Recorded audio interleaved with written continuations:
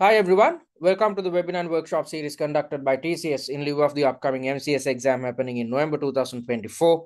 And my name is Nick, and I'm one of the lead tutors and evaluators for MCS at TCS. And Jared, our co-tutor for MCS, which is the other lead tutor, is joining us in today's session because Jared will be taking you through the mock exam, which has everything to do with your E2 syllabus. So let's look at the session plan. So first things first, I will be taking you through general feedback so that you understand what your shortcomings are, because none of the students have already completed up until the fourth mock exam, for which from mock 4 onwards you will receive in-depth tutor feedback. However, myself and Jared, we went through your answer scripts tied to mock number 1 and 2, and based on what we found out after going through your answer scripts, we are providing general feedback. And then I will take you through the 3-week study plan. So if you are yet to start your preparations, and if you are planning to sit for the exams happening in November, then you have to start from next Monday. And, considering such students, we have developed a 3-week study plan. And then we will be moving on to the discussion of the mock exam, followed by a Q&A, which is dedicated towards your E2 syllabus. All right, so before we get into the nitty-gritties, let me quickly remind you of the upcoming workshops which we have scheduled for you. So likewise, just like how myself and Jared are going to conduct tonight's session, I will also take you through the workshops pertaining to your F2 and P2 syllabi, thereby taking you through questions covered within your F2 and P2 syllabus elements. And in the final workshop, which happens 2 or 3 days before your examination, I will be sharing last minute tips with you to make sure that you walk into your exam with a positive mindset. Because if you believe in your skill set, then chances of you passing the MCS exam increases significantly. All right, so after going through your answer scripts, what we found out was that most of the time, most of the students had deflected from the task requirement, especially in mock number 1. This is quite normal because we taught you an answering technique in the third webinar.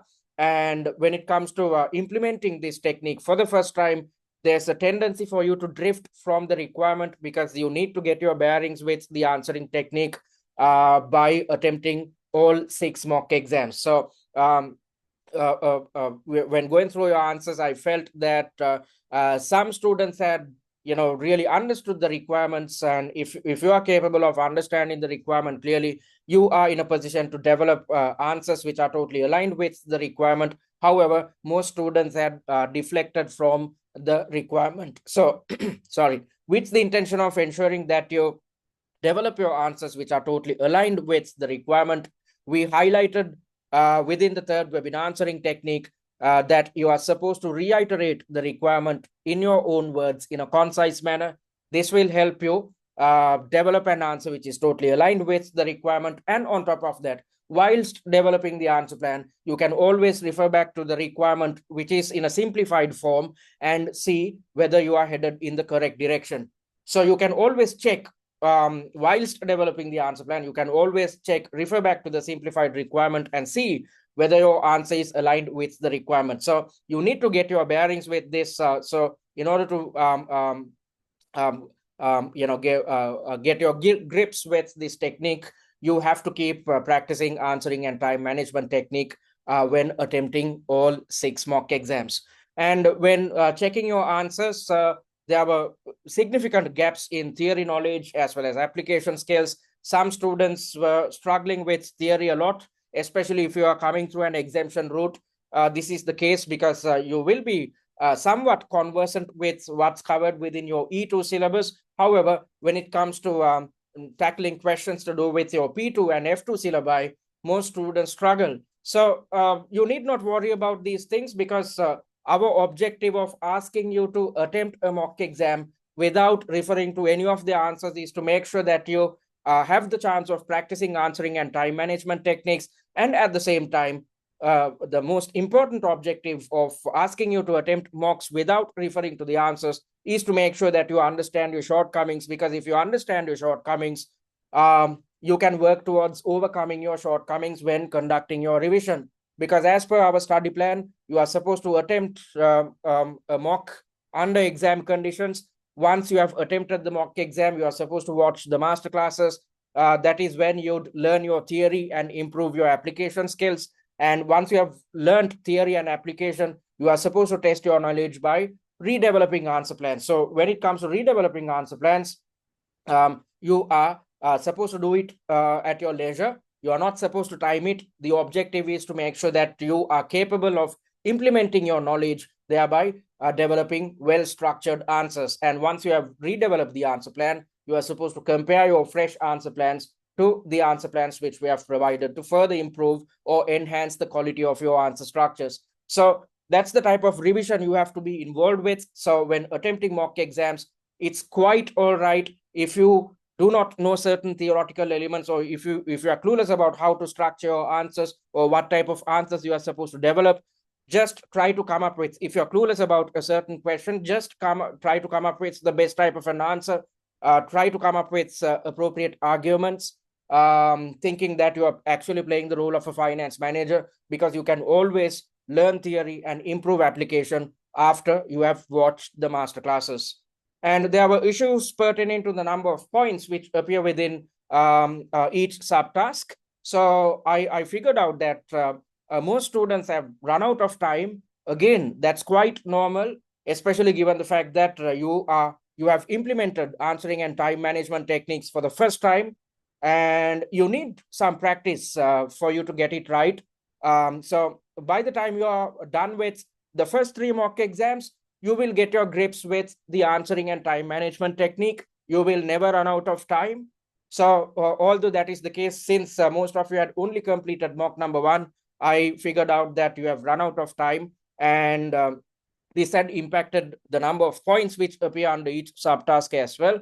So again, you need practice with the answering technique, because as per the answering technique, before you develop the answer plan, you are supposed to understand mark allocations based on the weightages which appear under each subtask.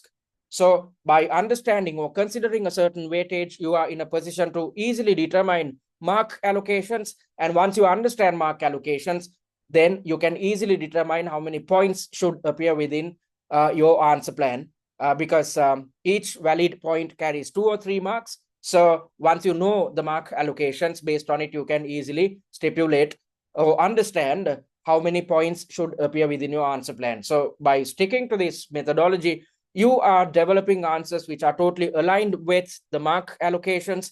And on top of that, you are making sure to come up with answers which are not too long or too short. Because as per what I highlighted in webinar number 4, I said that when allocating marks, the examiner is looking at the quality of your answer, not the quantity. So you should always, when working on your answering technique, always make sure that you develop answers which are totally aligned with the mark allocation. So you will get your grips with this technique once you keep practicing these techniques over and over when attempting the 6 mock exams. And there were issues with expanding the answer plan as well, especially towards tasks 3 and 4. I saw that most of you have only come up with the answer plan, and you have skipped the process of expanding your answer plans, because as per what I highlighted in the 3rd webinar, after you have developed the answer plan, you have to utilize your time to expand your answer plan or flesh out your answer plan. So when doing so, you are supposed to develop a paragraph per answer point. So most students had skipped this part, especially towards the last tasks, especially given the fact that towards the last 2 tasks, you will be exposed to extreme levels of fatigue and stress. So there's a tendency for you to, skip the answer plan, skip the process where you are supposed to expand the answer plan. So although, it's quite normal for you to feel this way, it's quite normal for you to feel stressed, because as I mentioned in the 4th webinar, if you consider the human brain, our attention span is there for just 45 minutes. So you'd be comfortable with task number 1, but from task number 2 onwards, you'd become tired, and your brain will always keep telling you to finish off the mock exam as much as possible. And I highlighted in the 4th webinar whenever you are exposed to such a situation, what you are supposed to do. I said that you are supposed to focus on your breathing, with the intention of switching off your amygdala. If this sounds like Greek to you, please watch the recorded version of the fourth webinar so that you'd understand what you need to do to overcome a stressful situation at your examination. And at the fourth webinar, I also suggested that it's best that you take a break of 2 minutes, thereby closing your eyes and focusing on your breathing before you start attempting a fresh task. So you are supposed to do this with the intention of refreshing your brain, because if you are taking steps to refresh your brain, then it will help you immensely. So even when you are exposed to stressful situations when attempting mock exams, think that you are at your real examination. Do not give up. Keep to the answering technique. Practice stress management techniques as well. Whenever you are exposed to a stressful situation, focus on your breathing, get out of the stressful situation, and keep moving forward. So that's the general feedback which I have to share with you. I hope when attempting the upcoming mock exams, you will try to avoid these issues as much as possible. All right, so before we move on to the 3-week study plan, let me quickly remind you what we offer at TCS. So I'm on the MCS page, and click on this button to check free content. So by clicking on this button, you can gain access to free study resources via our student dashboard. So via the free account, you would gain access to the recorded versions of all webinars and workshops which are conducted on a weekly basis. And on top of that, you'd gain access to the free mock exam, its suggested answer and the answer plan. You also have the opportunity of attempting the free mock exam in full via our exam platform under exam conditions. So make use of these free resources by creating a free account after you have clicked on this button. And if you want to invest on our paid content, click on this button and check our sample study content to understand what type of resources we offer at TCS. And if you are yet to join the MCS WhatsApp discussion forum, simply click on this button and join it, because via this discussion group, you can engage in group learning. And on top of that, if you have any questions, myself and Jared, we are always there to help you guys out. And you will also benefit from a plethora of free resources which we'd share via this MCS WhatsApp discussion forum. So talking about what we offer 2 main packages, the value pack and the premium pack. So directing your attention towards the value pack, this is designed for students who are coming through the CIMA general route or those who have already learned theory. So since you have passed your E2, F2 and P2 OTQs, you are already conversant with theories. You just need to work on your application skills. So focused on these type of students, we have developed the value pack. Give me a second, please, guys. Someone's drawing stuff on the screen. Let me get rid of them. Okay, all right, superb. So sorry about that. So under the value pack, you'd gain access to the recorded versions of all webinars and workshops. And you'd also gain access to 6 mock exams with suggested answers. So when developing these 6 mock exams, we have made sure to cover all syllabus elements so that you are not testing your luck at your real examination. These 6 mocks are developed to make sure that you are conversant with how each syllabus element is tested at your exam. And we have also included 4 pre-scene analysis videos. And once you have watched these 4 pre-scene analysis videos, you need not do anything to understand what appears within your pre-scene document, because we have decrypted all pre-scene information via these 4 videos. So in order to gain an in-depth understanding of your pre-scene, simply watch these 4 pre-scene analysis sessions. And you'd also gain access to the annotated pre-scene, industry analysis and financial analysis slides. Let me quickly show you what I'm talking about. So this is an annotated pre-scene which we developed for the previous case study. So as you can see, we have come up with tutor annotations. And as part of these tutor annotations, we have provided a good summary of the entire pre-scene. And at the same time, we have highlighted any syllabus elements which can be tested at the exam based on the hints provided by the CIMA examiner. We have also made sure to highlight any exam scenarios which can be tested based on the information presented within your pre-scene. So this annotated pre-scene. Once you gain access to this annotated pre-scene, you need not worry about understanding the pre-scene because there's a good summary which makes your life easy when it comes to decrypting pre-scene information. And on top of that, as I mentioned earlier, we have highlighted probable exam scenarios which can be thrown at you at your real exam based on the hints provided by the CIMA examiner. And tied to these scenarios, we have also predicted the type of syllabus elements which can be tested at your real examination.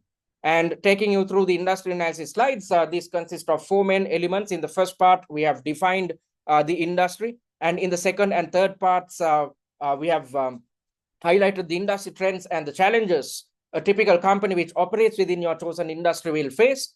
And it's best that you gain an understanding about these trends and challenges, because based on these trends and challenges, scenarios will be thrown at you at your real examination. And at the very end, considering a real life company, we have explained we have considered a real life company as an example, thereby explaining what a real life company is up to within your chosen industry. And taking you through the financial analysis slides, we have evaluated each financial statements which appear within your pre-scene document, and we have come up with in-depth notations, yet we have kept things simple so that you can easily understand the financial standing and what appears within your company's and its closest competitors' financial statements. So that's exactly what you can see here. We have evaluated each financial statement, and we have also conducted a ratio analysis considering your chosen company and its closest competitor, so that you can easily understand where your company and its closest competitor stands with regards to its finances. So all these study resources are included within the value pack. And on top of that, you would also gain access to top 10 likely issue slides, which indicate the most probable exam scenarios and syllabus elements which can be thrown at you at your real exam. You'd also gain access to a case study familiarization kit. So once you go through this familiarization kit, within 10 to 15 minutes, you can gain an in-depth understanding of the technicalities behind your MCS exam. You'd also gain access to a tutor-managed live chat and OTQ revision cards. So as I mentioned earlier, the value pack is meant for students who have already mastered their theory. So after attempting each mock exam on your own, if you feel that you need to brush up your knowledge concerning a certain theoretical element, if you feel that you cannot remember a theoretical concept, simply refer to our OTQ revision cards. You need not waste time to refer to your old notes or study texts. Simply refer to the OTQ revision cards so that in a jiffy, you can freshen up your knowledge about theoretical concepts which are tested in each mock exam. So the value pack is priced at £249. Then moving on to the premium pack, this is designed for those who are coming through the exemption route and those who had failed the MCS exam previously. Both students have the same problem. There are gaps in theory knowledge and issues with application. So with the intention of teaching you theory, as well as making sure that you understand or learn or improve your application skills, we have included some additional resources under the premium package on top of what appears under the value pack. So under the premium pack, you'd gain access to the online mock exam platform on which you can attempt all 6 mock exams under exam conditions. We have developed a mock exam platform, which is the exact replica of the Pearson VUE system on which you attempt your real examination. So this gives you the opportunity to practice and master your answering, time management and stress management techniques. And on top of that, it gives you the opportunity to be exposed to stressful situations, because it's best that you are exposed to stressful situations right now rather than at your real examination.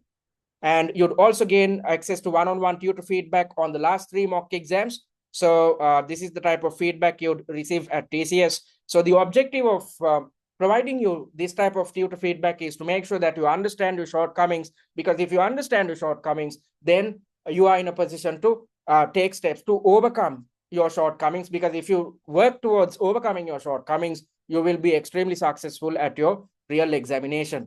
So you can see the type of feedback which we have provided on a paragraph by paragraph basis.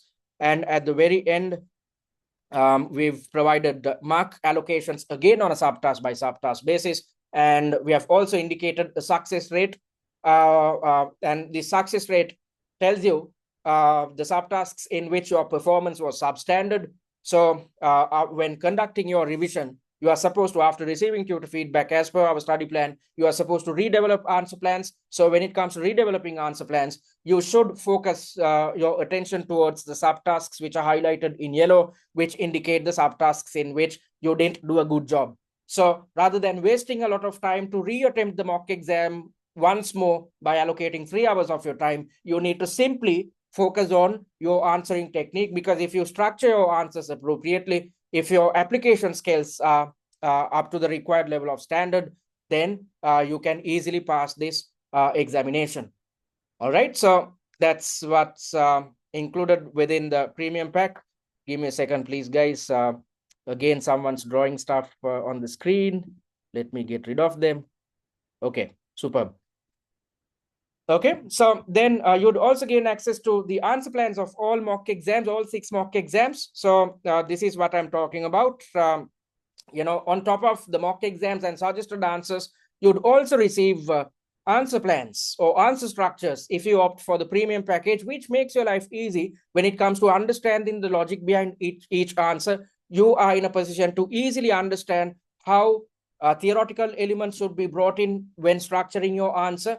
You'd easily understand how and when relevant pre-seen information should be brought in when developing your answers. And you also stand a chance to easily understand how to utilize the scenarios information when developing your answers. So this is the best tool at your disposal, which helps you with your revision as well, because as I mentioned earlier, once you have attempted the mock exams, you are supposed to watch the master classes. After watching the master classes, you are supposed to test your knowledge by redeveloping answer plans. And once you have redeveloped answer plans, compare your fresh answer plans to the answer plans which we have provided or shared with you, so that you further enhance the quality of your answer structures or the quality of your answers. Okay, and on top of that, you'd also gain access to 20 master classes. So these 20 master classes are focused on mocks 2 to 6.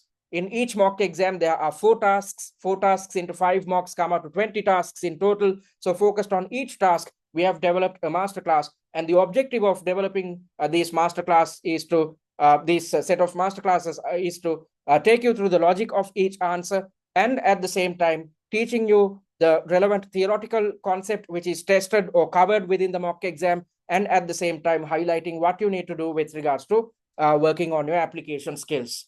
And once you have access to all these type of resources, you can pass for sure, hence the pass guarantee. So if you invest on the premium pack and end up failing, you'd gain access to the premium package in your subsequent sitting free of charge.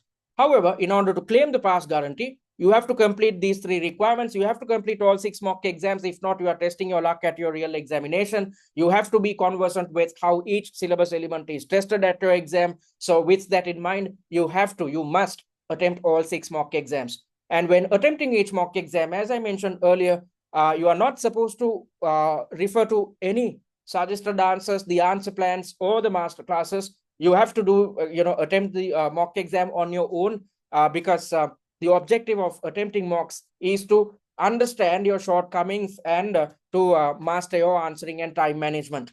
So your solutions should be original. And when attempting the last 3 mock exams, you are supposed to meet the performance criteria where you are supposed to score 40% or higher. We have come up with this performance criteria to make sure that you do a serious job when attempting the last 3 mocks, especially given the fact that you are receiving tutor feedback. So if you stick to our study plan and master your answering and time management techniques across the first 3 mock exams, you will definitely score more than 40% for the last 3 mock exams. All right, and once you have completed all these 3 requirements, you will pass for sure. That's why the premium pack comes with a pass guarantee. So the premium pack is priced at £799, which can be paid in 2 monthly installments of £399 each, or you can pay in full. If so, you'd save £100, and the price of the package is just £699. You can invest on your preferred package by clicking on either of these buttons. And each package is available until the 28th of February 2025. So if you're planning on attempting your MCS exam in Feb, you can invest on your preferred package and start preparations right now, so that you'd have enough and more time to attempt all 6 mocks and conduct your revision.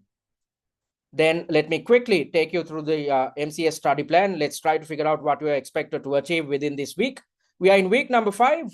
And within this week, you are supposed to direct your attention towards mock number 3. Actually speaking, you are supposed to direct your attention towards mock number 4, because the first mock is considered as the free mock exam. So if you consider the first mock as mock exam 1, within this week, you are supposed to attempt mock number 4 and stick to the similar approach which you stuck to in your previous week. The weekly study hours which you need to allocate towards your preparations is just 9 hours. You are supposed to attempt mock number 4 via the exam platform. Once you have done so, in order to learn theory and improve application, watch the master classes. After you have watched the master classes, redevelop answer plans. That's where you are testing your knowledge and conducting your revision.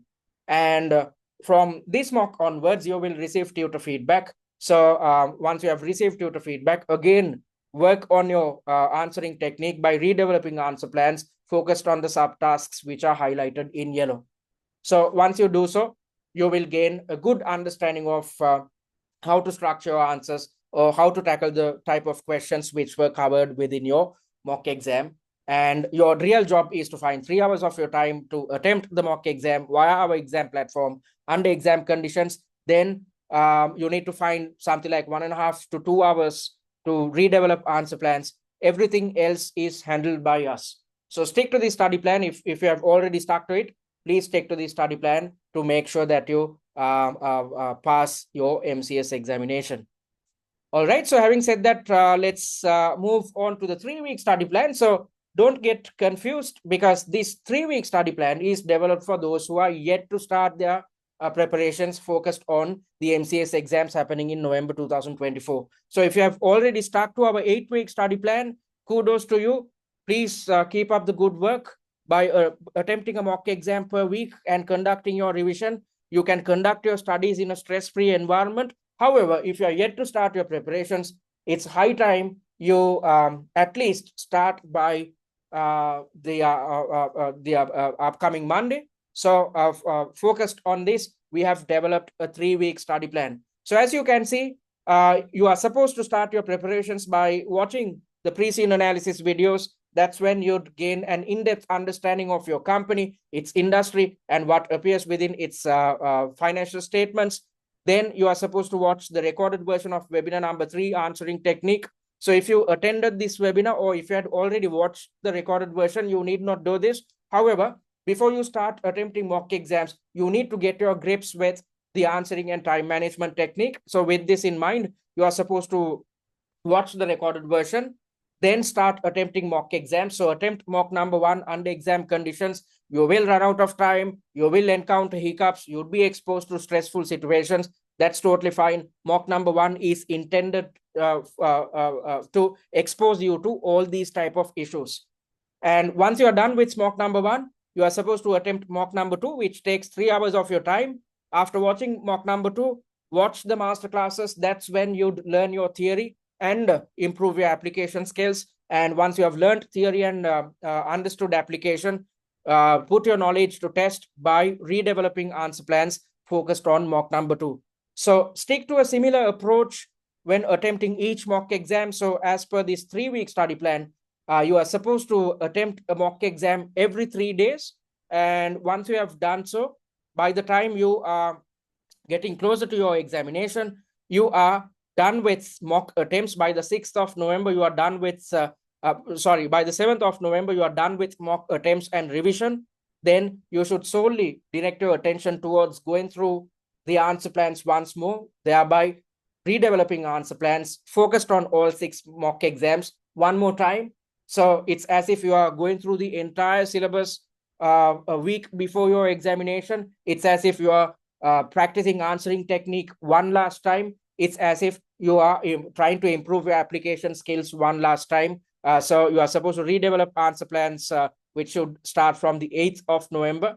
And once you have redeveloped answer plans of all 6 mock exams within 2 days, then simply refer to the answer plans on the 10th of November and on the 11th of November. So you are relaxing, as you can see, as per the study plan, you are relaxing closer to the exam, thereby simply just 2 or 3 days before the examination, you are simply referring to the answer plans, thereby going through the entire syllabus once more, and at the same time revising your knowledge about how to structure answers, and revising your application skills. And once you have done all these things, stop all your work a day before your exam, because I want you guys to relax. And if you stick to this 3-week study plan, if you're yet to start preparations, you can still complete all 6 mock exams. You can still watch all master classes. You can still redevelop all answer plans. And at the same time, you can start relaxing towards the last week, towards the very end of your preparations, if you stick to the study plan. So if you're planning to pass the MCS exam this time, you have to pull your socks up and start preparations at least from the coming Monday. And I will share this study plan with you via the WhatsApp group. And I hope you'd adhere to it to make sure that you pass your MCS exam in November 2024.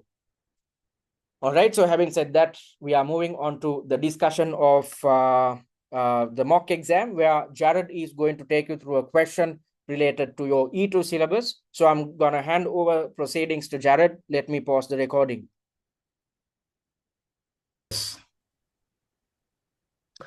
All right, so let's move on to the next item in the session plan. So we are going to be looking at a Q&A related to E2, but we would be using the mock examination for this discussion purpose. So I would like to draw your attention towards the free mock examination that we have made available for you in the TCS exam platform. So those who have attempted would know that this mock exam takes the theme of diversification, a very likely scenario in the examination.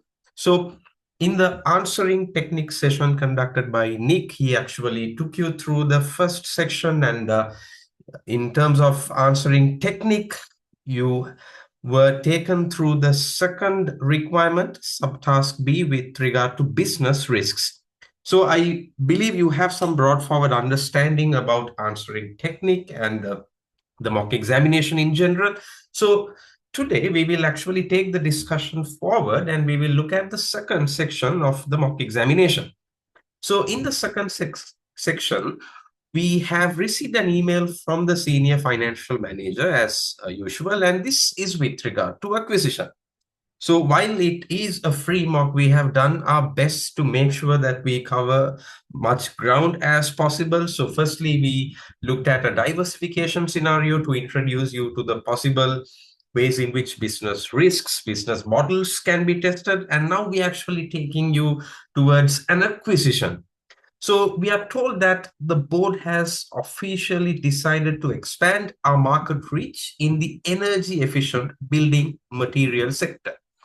Instead of starting a new production line from scratch, the board has chosen to acquire an existing company that specializes in solar technologies and integrate into the Shinyglas group. Because remember, Shinyglas is a group of companies. If you refer to the financial statements, you will see that you have been presented with the consolidated financial statement. So which means we have a subsidiary, or we have subsidiaries which we fully own.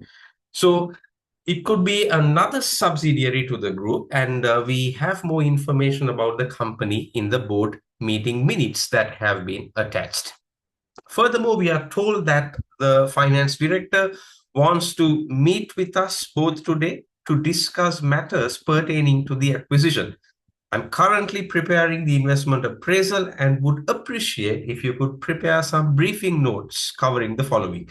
So remember, before you read through the subtasks, it's important that you read through the reference material to understand the context for the subtasks. So here we are with the extract from board minutes. We are told that the board has identified Eco-Insulate Innovations, a leading producer of sustainable insulation materials from recycled fibers, as a prime acquisition target. The company sells its products to growing commercial and residential customer base in Templeton, and the board agrees this acquisition will complement Shinyglas's existing product line, significantly enhancing energy efficiency and sustainability solutions for buildings.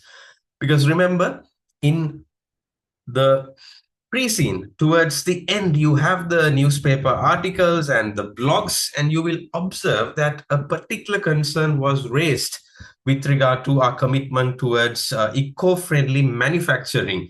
So it is possible that in one of the 6 examination variants, you are directed towards this issue of increased scrutiny and pressure coming from environmental protection authorities or stakeholders or pressure groups.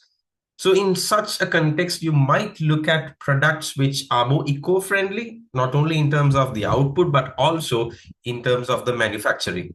So this is a company which is in alignment with sustainability and our commitment towards environment.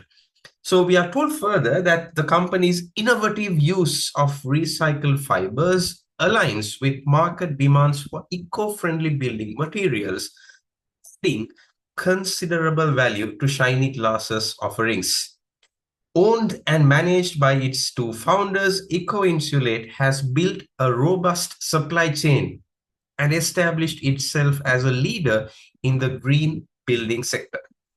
The acquisition is expected to leverage Shinyglas's capabilities by integrating advanced insulation solutions to its portfolio, creating synergies in product development and marketing between Shinyglas's windows and Eco-Insulate's materials. So it's a great strategic fit for us because we are looking at expansion, and of course the future could be eco-friendly or sustainable products. So it is in alignment with our future strategy.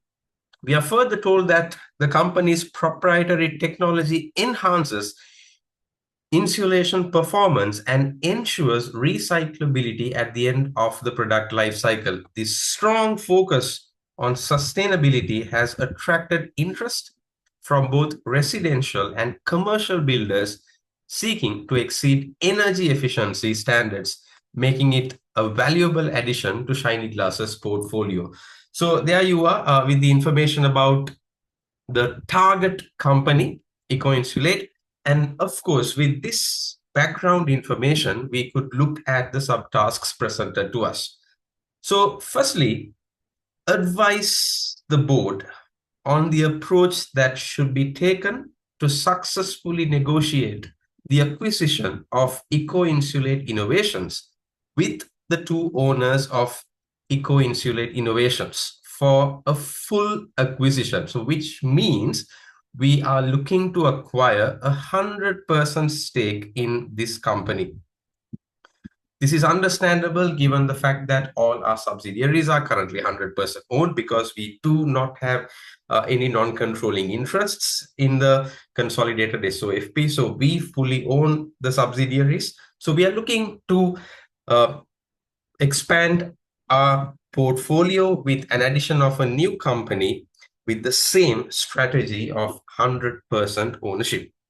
So how we should go about the negotiation? That is the first sub-requirement. And don't forget, that's not the end of the subtask. We are told, and the possible issues that may arise during the process, because we are going to make an offer to a company which we don't know whether it would be willing to become a subsidiary of another company.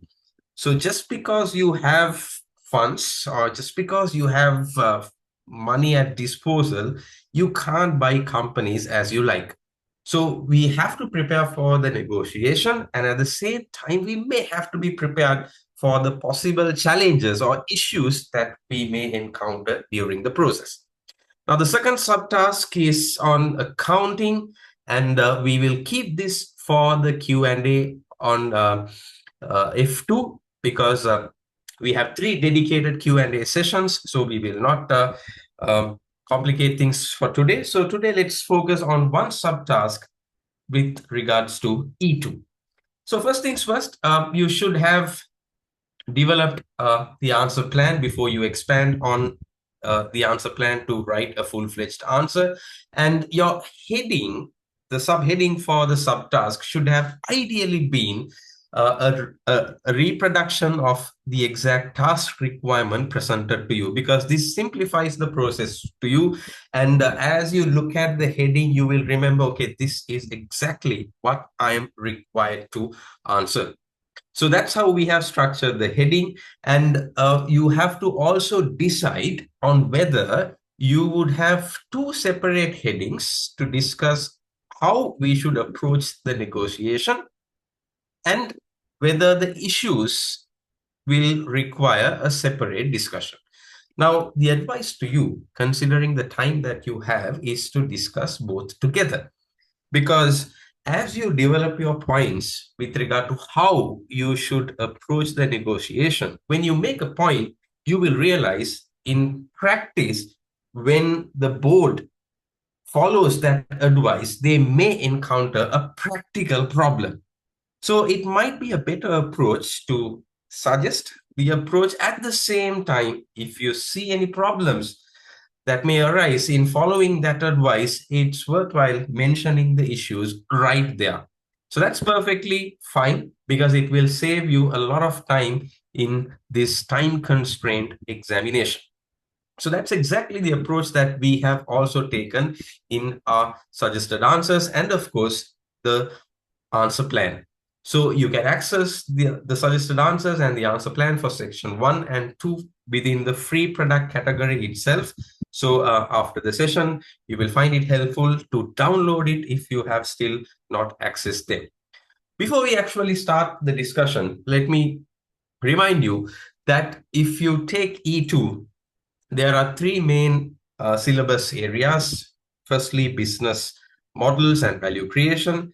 Secondly, managing people. And thirdly, project management. So we have summarized the syllabus in revision cards, and make sure that you have a thorough understanding of certain key concepts from the E2 subject, because it's important that you demonstrate some of this technical knowledge in constructing a response in the examination. So I would like to refer you to the managing people slide deck that we have, and in particular, we have covered this topic of negotiation from a practical perspective.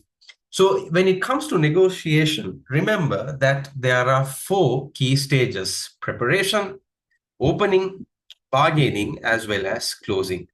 Now, these 4 steps must be applied to the given context.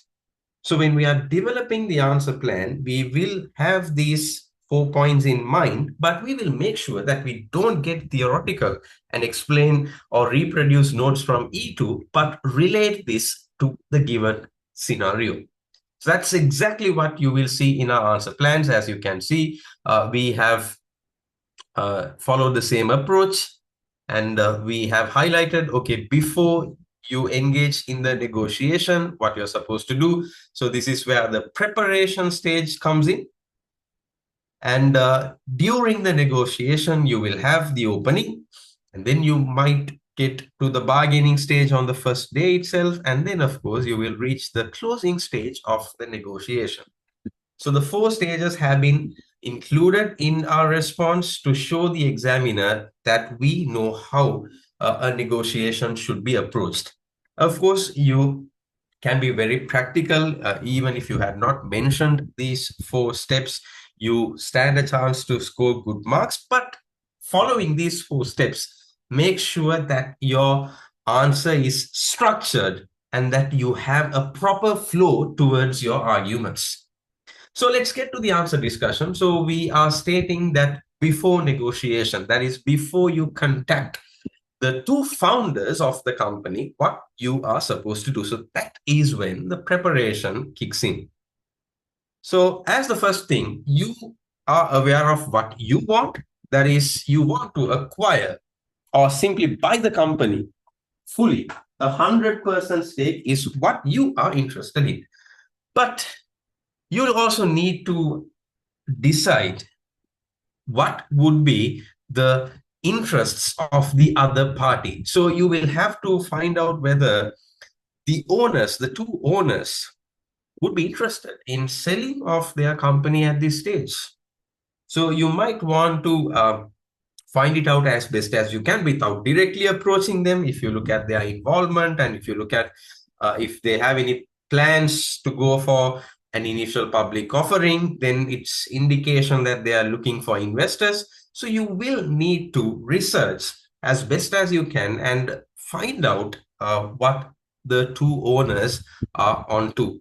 And you should be able to find some common ground. For instance, if you become aware that the two founders are looking at expansion and they are looking for an investor, that would mean you can find some common ground because you're also looking at expansion, and so are the two founders of the target company. So you might be able to make a pitch which could be a win-win for both companies.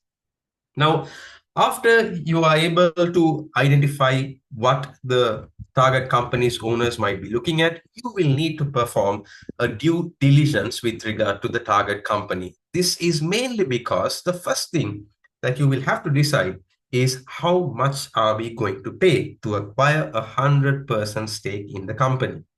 So you will have to determine the value of the business in monetary terms. And of course, when you are determining the value in monetary terms, you need to consider both financial and non-financial aspects of the business.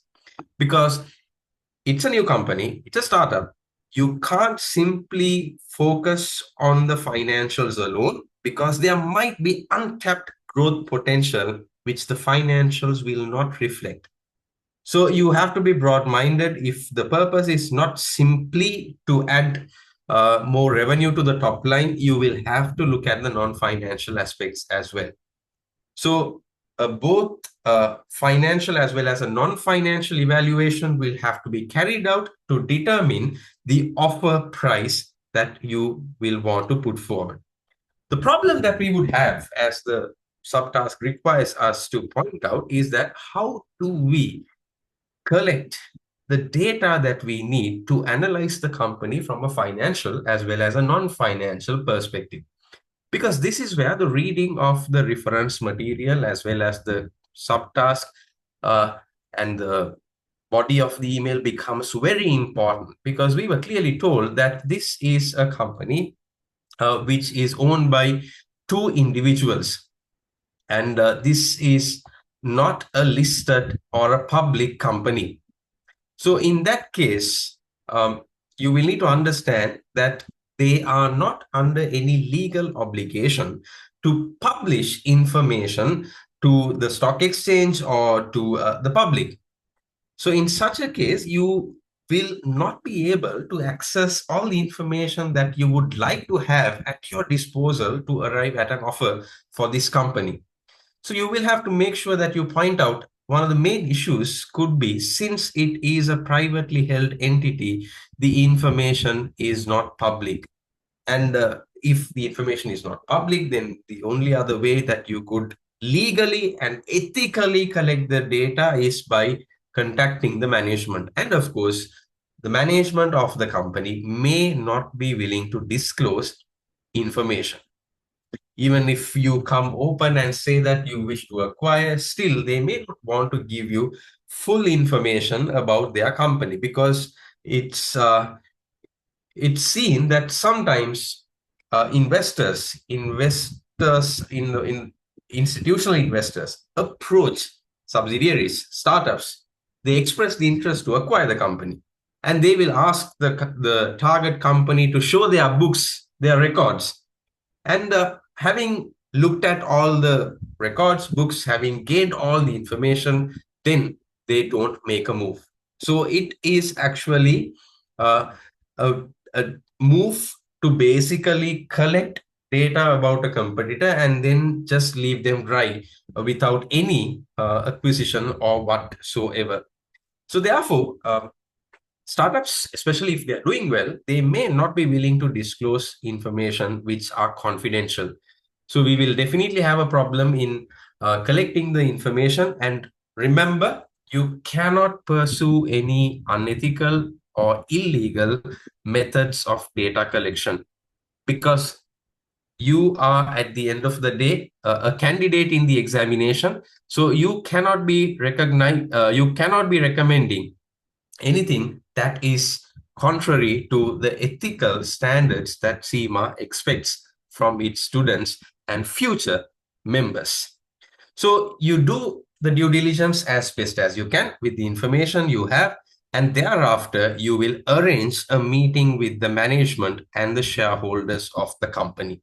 So that is where the preparation stage will conclude, because once you are prepared, it's a matter of making sure you get an appointment and then you put forward your proposal. So we will move on to the next stage, that is the negotiation stage.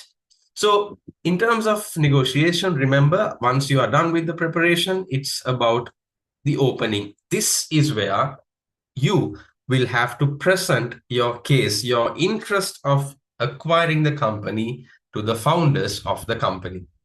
So you will have to express your interest, and of course, you will have to put forward your opening bid.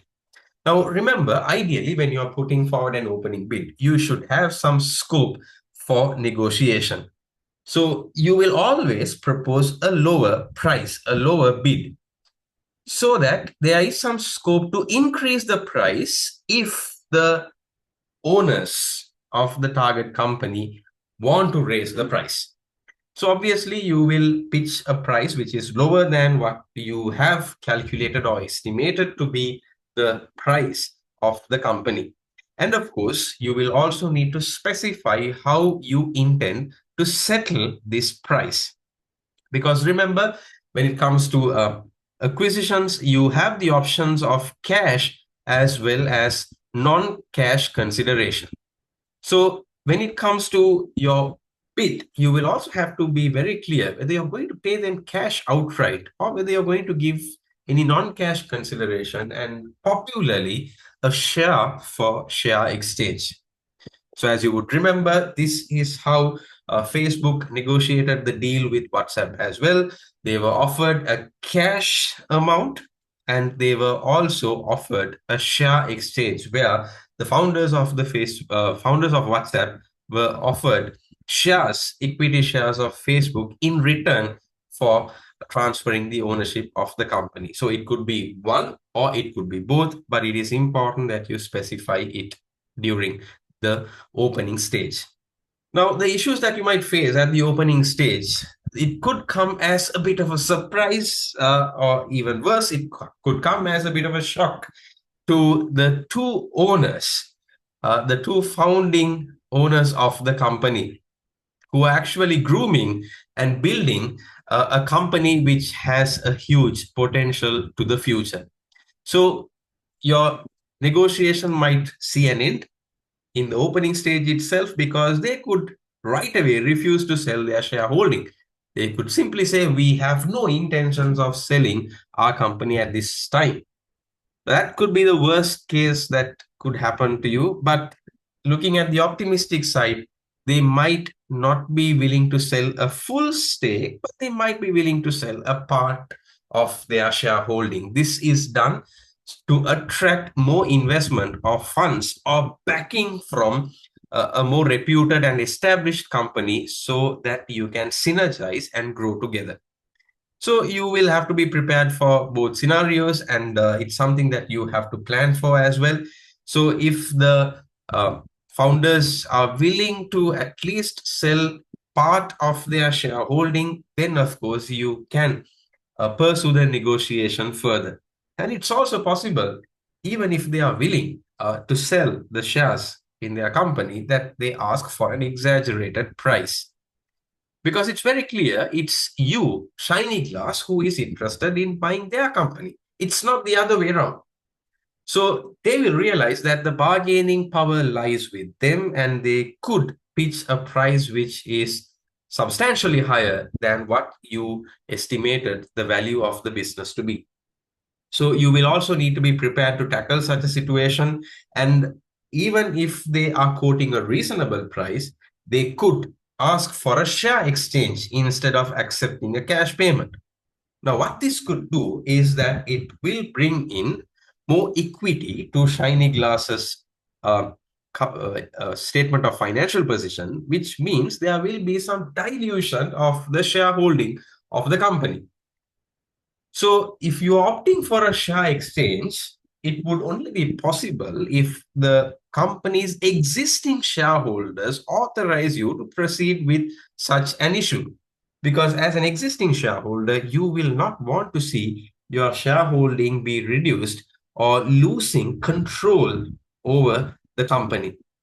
So in the worst case scenario where you are being asked for a significant share exchange, which could have a diluting effect, then you cannot proceed with the negotiation further until you consult your existing shareholders and come to some arrangement with them. So that would be the opening stage where both parties will express their opening bids or their opening stance. And when that is concluded, you will move on to a bargaining stage. So this is where both parties will need to counter each other's bids. We'll have to counter each other's demands by proposing alternatives so as to arrive at a mutually beneficial arrangement, a win-win situation in an ideal world. So it's, even though we would like to see a compromise, even though we would like to see a deal happen, it's still possible that the shareholders or the owners of Eco Insulate remain firm in their stance of a price or a mode of consideration, and they are not willing to compromise. So we will have to try our best during the bargaining stage. That's what negotiations are all about. We will have to propose alternative solutions. For instance, if you consider the price to be significantly higher, maybe you could propose a deferred or contingent consideration. Now, what is a deferred or a contingent consideration? A deferred consideration would mean that you do not pay the entire price upfront, but you defer part of the payment to say 1 year or 2 year or 3 year interval. So that gives you a little bit of room to see how the company would perform within the group. And it will also make the existing shareholders of the company, that is the target company, interested in the future of the company even after the sale. Because if they get the whole amount at once, then they wouldn't care what would happen to the future of the company, and then they might make decisions which could be detrimental to our group before they transfer the ownership to us. Or alternatively, and of course a much better option considering Shinyglas, but not for the founding owners of Eco Insulate, we could propose a contingent consideration. Now, this is a situation where if the existing shareholders are insisting on a high price, what we could say is, look here, you are overvaluing your business because according to our financials, this is the price that we could offer to the equity shares of your company. You seem to be overvaluing your company. And of course, the founders might insist, no, this is not an overvaluation. We see the company's future in next 1 or 2 years or 3 years at this place. So we are quoting this price on potential. Now, if the existing owners are insisting on potential, then what you could propose is fine. We will look at the potential. And as you say, if the revenue grows by 10% in 1 year, or if the net profits grow by, let's say, 15% in 1 year, as you claim to be the potential, then we will give you an extra payment, a contingent payment. And the contingency is that the company should achieve certain targets in the future. So this will make sure that you counter the argument that the company has growth potential by attaching a target to it. And only if that claim realizes, you make the extra payment to the owners of the company. And it would be a win-win because you are not overpaying, because the projections have come to realization, and it also avoids a situation where you are trusting the future potential of the company and overpaying right now. So you could consider proposing a contingent consideration as well. And let me also remind you, these different considerations will have different accounting treatments.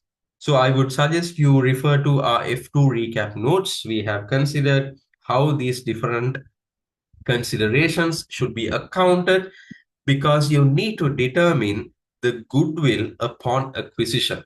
So complications arise when you don't make a cash payment, but you also opt for, let's say, share for share exchange or deferred consideration or contingent consideration. How will you arrive at the acquisition price in those instances, and how will the goodwill be calculated in such an instance? So please refer to the F2 notes because this is also a question that has been tested in the past, but from an F2 perspective. So please understand that there are these other payment options which could give us some leverage in trying to strike and close a deal. But the worst case scenario could be if they still insist on a significantly higher price. If you feel that the price is unreasonable, and if you feel that they are not willing to reach a win-win win-win position, then of course it is not advisable to proceed with the acquisition. Remember, it is not advisable is what we say, because we are not the board. We are just advising the board from the capacity of a financial manager, and it is not the financial manager's job to tell whether to acquire or not, but it is our job to basically highlight the fact that if you still proceed to acquire, it would not be beneficial for the group. So that is how the bargaining stage could progress. And of course, the fourth and final stage of negotiation could be the closing stage. Now, this could actually come to realization on the first day itself. Sometimes you might set a second day or a third day to consider bargaining further. It's usual. You don't end the meeting or the discussion on the very first day. You will need some time to think about the offer. You will need some time to conduct further research. You will need some time to consult the shareholders. So the closing stage might not come to realization on the first meeting itself, but it could go both ways. If both parties reach a consensus, then of course you will have to put the agreement into writing and finalize the legal procedures to complete the acquisition. And of course, if there is no consensus, then it's a goodbye, and you will mutually conclude the discussion, and you will part ways, and you will move on from this offer. So that's how you will have to plan and structure your answer for a requirement on negotiation. So let me highlight three key points that you will have to take away from today's discussion. A task on negotiation will be practical. So you have to make sure the points that you construct are relevant to the given context. Secondly, make sure that you have appropriate subheadings, and making sure that you highlight the 4 key steps will enable you to have the right flow and structure towards the answer. And finally, as the third and most important point, make sure that the points that you provide are practical and it would be something that can be applied in real life context. Don't get very theoretical, and please understand the practicalities of acquisitions, because you will realize that although, for instance, Facebook wanted to acquire Twitter a while back, they wanted to acquire Snapchat, but the founders did not want to sell those companies. So just because you have the financial capacity to acquire a company, it's not like you just go on shopping and just buy whatever company you wish. So we've seen sometimes candidates write responses, okay, let's plan, let's go acquire tomorrow and let's make it a subsidiary. It's not that simple. So you have to understand the broader context and make sure that the points that you construct are practically relevant in a requirement like this. So that's basically with regard to the answer planning, answer structuring, and the discussion. I will now open the floor for a Q&A session, and we will also pause the recording to facilitate the Q&A session.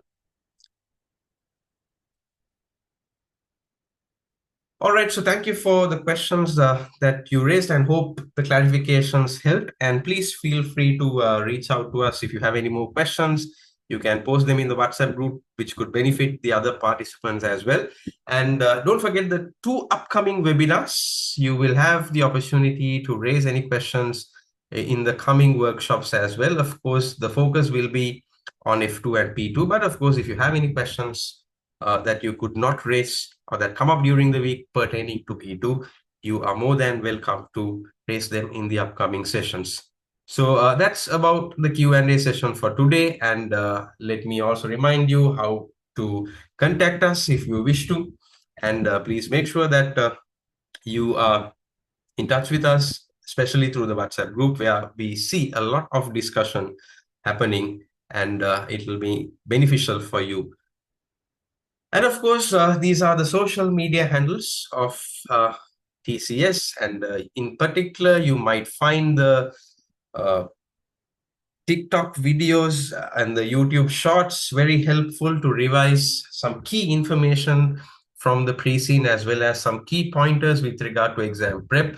So please make sure that you have subscribed to those channels as well, and that you would benefit from the free content that we make available for you. And of course, I would also like to highlight the pass rate that we achieved in the last MCS exam sitting. So we've achieved a 95% pass rate thanks to the hard work of both our tutors as well as the students who actually stuck to the study plan and made sure they um, made the optimum use of the materials and the support that we made available to them. So you can check out our reviews on Trustpilot, and if you are yet to enroll with a tuition provider in preparation of the upcoming examination, we invite you to check out the support and the packages that we offer, and we encourage you to choose whichever that suits you better. So that actually brings us towards the culmination of today's session. So thank you all for joining, and hope to see you in the upcoming webinars as well. Thank you and have a good night.